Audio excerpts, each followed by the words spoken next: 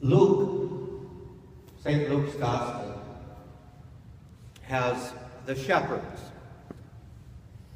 They are the ones who see the light of God's glory in the heavens, in the form of the angels, the choir of angels that come and reveal the newborn Savior, the newborn Messiah to them.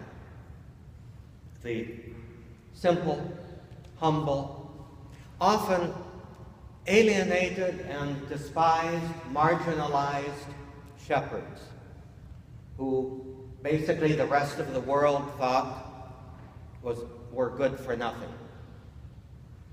They were revealed, to them was revealed the coming of the Savior. That's St. Luke's Gospel. St. Matthew's Gospel does not have shepherds. Instead, in exactly the same place, performing a very similar function in the Gospel of Matthew, we have these strange visitors from the east. Magi were actually Persian, Zoroastrian priests. The Zoroastrians paid very close attention to the heavens because they worshipped one God who manifested himself primarily in light. You could say they were sun worshipers, they were fire worshipers, they were star worshipers. But the reality is, the Zoroastrians did not worship those outward manifestations, but they saw them as signs of the one true God living behind them. And it was that God that they worshipped.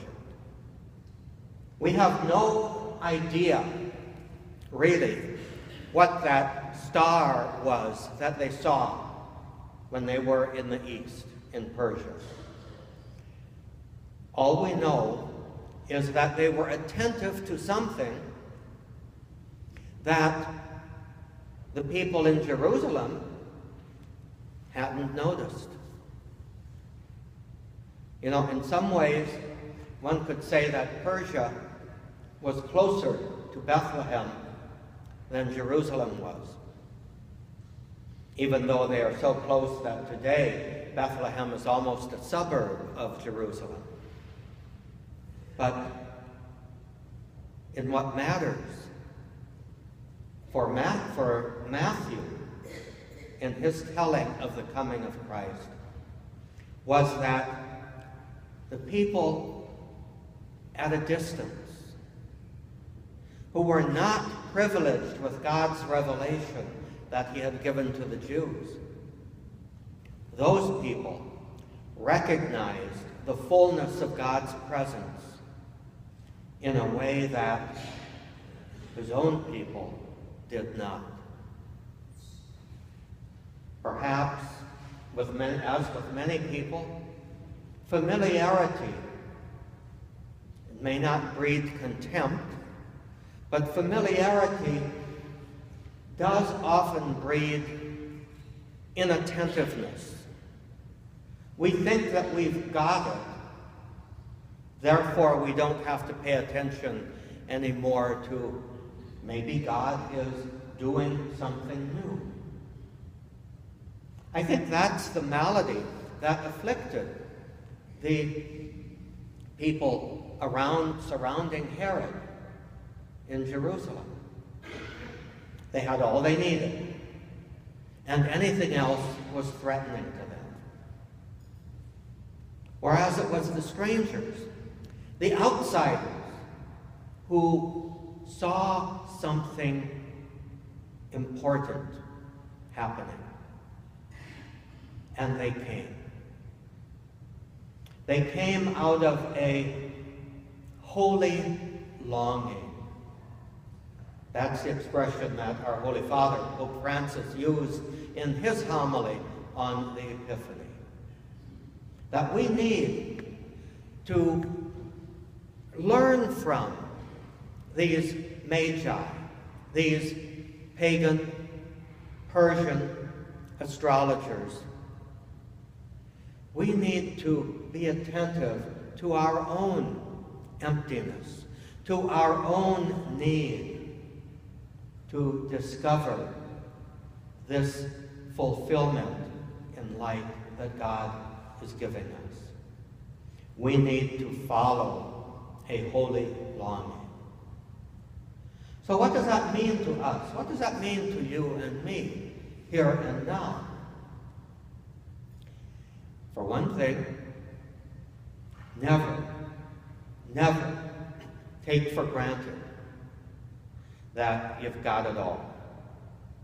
Never take for granted that if you just do the right things and go on your merry way, even if part of that is coming to church and being faithful to prayer and all the externals of religion, never take it for granted that God doesn't have something more in store.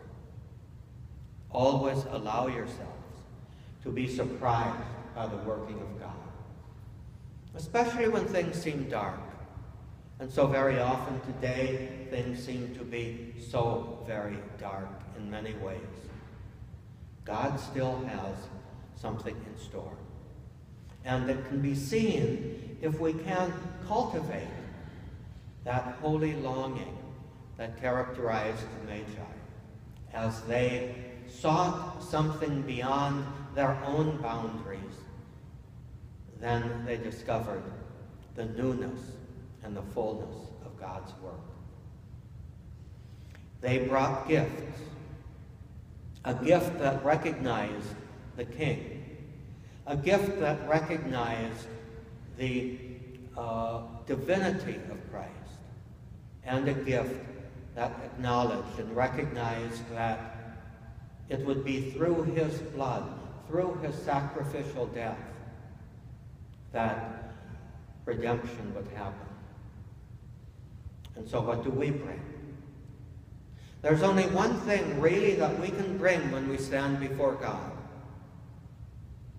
emptiness. Emptiness. A willingness to allow God to remove from us everything that is not of him,